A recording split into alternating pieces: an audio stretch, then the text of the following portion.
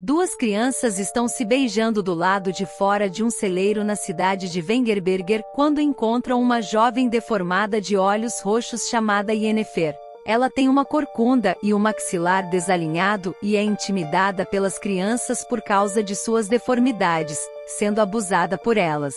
Yennefer desaparece de repente e aparece em um lugar chamado Torre da Gaivota em Aretuza. Lá, ela conhece um homem chamado Strahd, que explica que ela abriu um portal para chegar lá e que possui poderes mágicos, mas ela não consegue acreditar nele. Ele alerta que o uso de sua magia a tornou um alvo de outras feiticeiras que virão procurá-la. Então, ele come uma flor, abre um portal especial e irrastreável para ela voltar para casa. De fato, Yennefer retorna para casa e encontra uma feiticeira chamada Tesaia, que afirma querer comprar porcos, mas na verdade quer levar Yennefer. Seu pai já está enojado com Yennefer, então ele concorda em vendê-la pela metade do preço de um porco. Sua mãe protesta porque sabe que Tesaia é uma bruxa, mas o pai não se importa. Eles levam Yennefer para Aretuza, onde ela fica arrasada por seu pai tê-la vendido por tão pouco. Ela tenta se suicidar cortando os pulsos, mas não é permitida morrer. Ela diz a Strahd que queria ter controle sobre alguma coisa ao se matar, mas Tesaia diz que ela não estava tomando controle, estava perdendo. Yennefer começa suas aulas em Aretuza junto com outras jovens que também mostraram afinidade com a magia. Tesaia ensina a elas que para realizar feitiçaria, precisam tirar poder de alguma coisa. Ela dá uma flor e diz para tirarem poder dela, para fazer uma pedra flutuar. Todas as outras estudantes conseguem mover suas pedras, exceto Yennefer, que fica frustrada e sai. Mais tarde, Yennefer retorna à Torre da Gaivota e conhece Strahd, se apresentando adequadamente. Em outra aula, Tesaia ensina as estudantes a lerem os pensamentos umas das outras e a descobrirem seus maiores medos usando magia. Yennefer novamente luta com a tarefa e acaba trapaceando, fingindo ter lido a mente de sua parceira e conhecido seu medo. Mas Tesaia percebe que ela está mentindo e revela o maior medo de Yennefer, dizendo que é verdade que ninguém a amaria, mesmo que fosse bonita.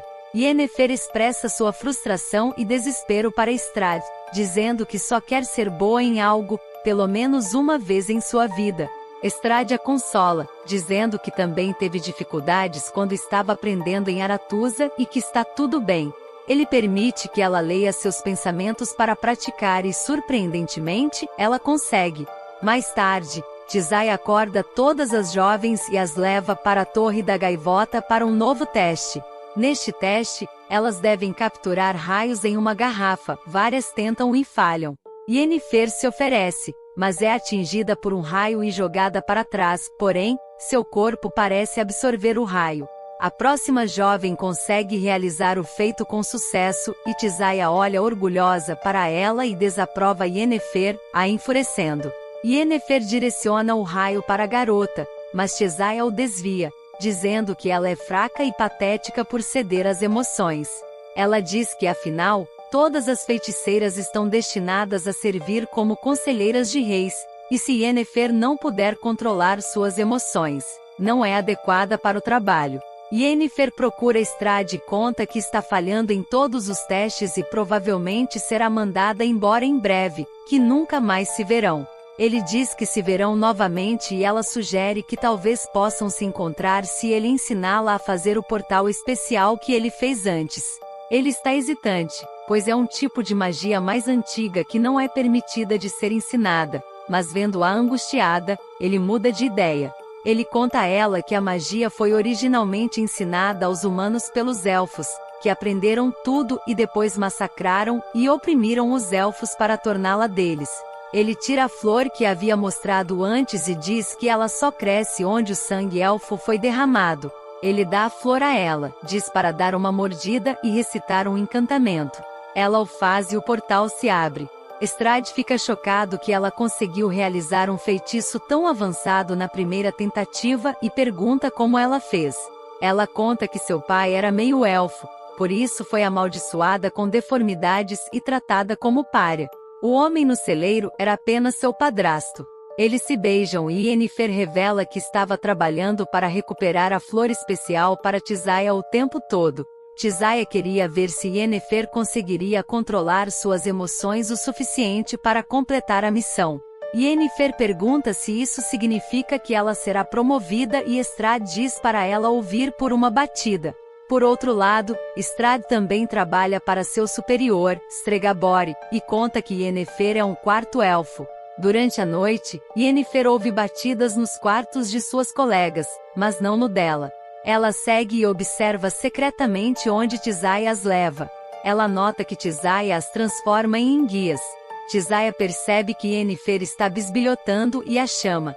Ela diz para Yennefer empurrar as enguias na água. Yennefer percebe que elas serão usadas como condutoras de poder para Aretuza. Yennefer percebe que como não é ela que está sendo empurrada para a água, isso significa que ela foi promovida e recebeu a aprovação de Tissaia.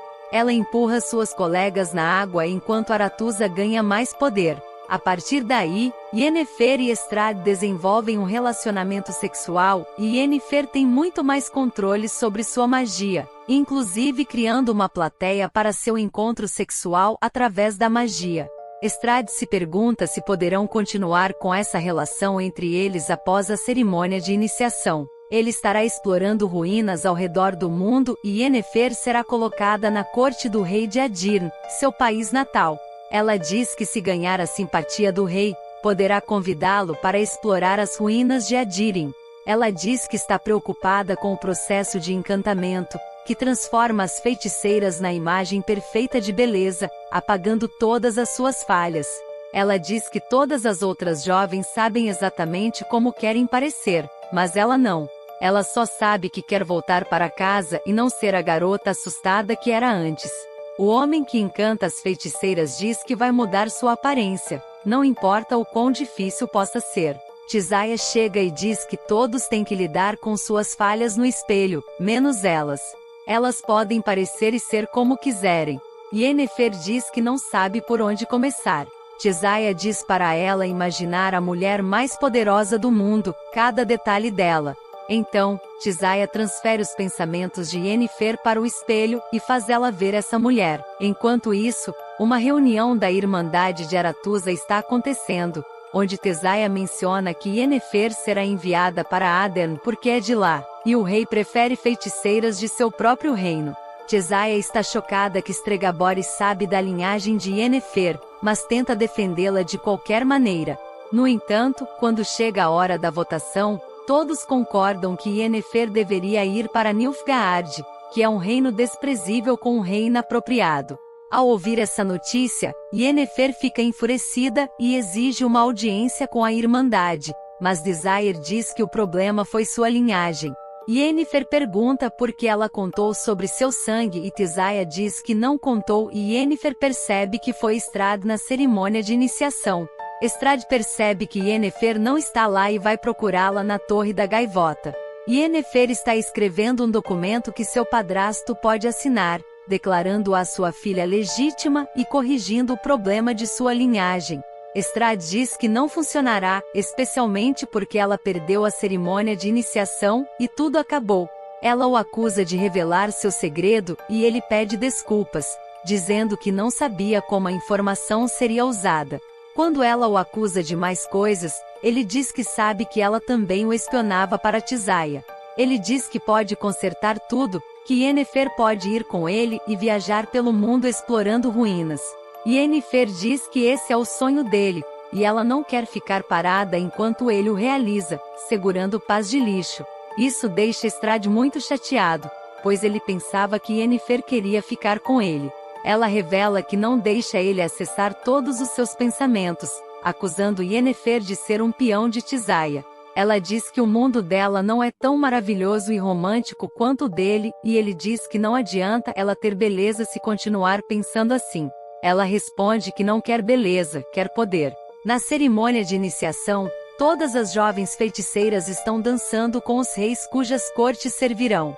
Yennefer vai até o mago encantador e diz para ele começar o processo nela. Ele diz que precisa preparar as ervas que a farão desmaiar durante o procedimento. Ela diz que não tem tempo e manda ele começar imediatamente. Ele a amarra a uma cadeira e a avisa que o processo tem um custo. Ela nunca poderá ter um filho. Ela diz que entende. Diz para ele manter as marcas em seus pulsos de quando tentou se matar e os olhos roxos de elfo. Ele começa removendo seu útero e Yennefer grita de dor. O útero é usado para fazer uma tinta especial para o feitiço. Ele usa a tinta para destacar as deformidades em seu corpo, e as deformidades começam a se transformar, endireitando a coluna de Yennefer. É extremamente doloroso e ela grita enquanto luta. Ela quebra as correntes e cai no chão, exausta. Eventualmente, o processo é concluído e ela desmaia de exaustão.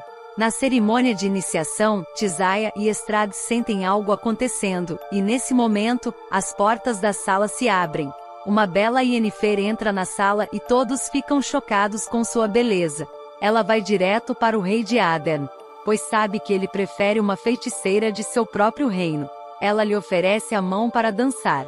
Tissaia tenta interromper, mas o rei está encantado com a beleza e o charme de Yennefer. Tissaia e o resto da Irmandade de Aretuza percebem que Yennefer tomou as coisas em suas próprias mãos, mas em um evento tão respeitável, eles não têm escolha senão se conter. Yennefer dança com o rei de Adarn, sabendo que todos ao seu redor estão observando cada movimento seu, e ela desfruta disso. Fim.